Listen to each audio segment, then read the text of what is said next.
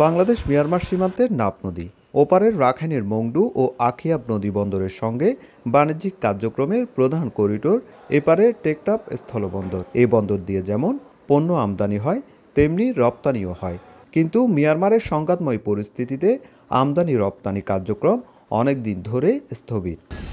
জানুয়ারির প্রথম 2 সপ্তাহে মিয়ানমার থেকে কোনো পণ্যবাহী জাহাজ টেকনাফ বন্দরে নোঙর করেনি। গত 18 জানুয়ারি মিয়ানমারের ইয়াঙ্গুন থেকে 4টি জাহাজ পণ্য নিয়ে বাংলাদেশের জলসীমায় ঢোকার আগেই নিয়ন্ত্রণে নেয় আরাকান আর্মি। বিজিবির চেষ্টায় সোমবার 3টি জাহাজ ছাড়িয়ে আনার পর টেকনাফ স্থলবন্দরের জেটিতে পৌঁছেছে। এখনও একটি পণ্যবাহী জাহাজ আরাকান আর্মির নিয়ন্ত্রণে রয়েছে। এ নিয়ে ব্যবসায়ীদের মাঝে স্বস্তি ফিরলেও আতঙ্ক এখনও কাটেনি।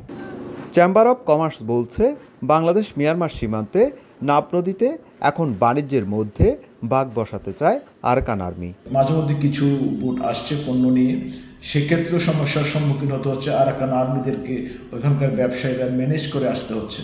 এটা একটা আমাদের জন্য বড় ধরনের একটা নেতিবাচক প্রভাব পড়েছে ব্যবসায়ীর ক্ষেত্রে।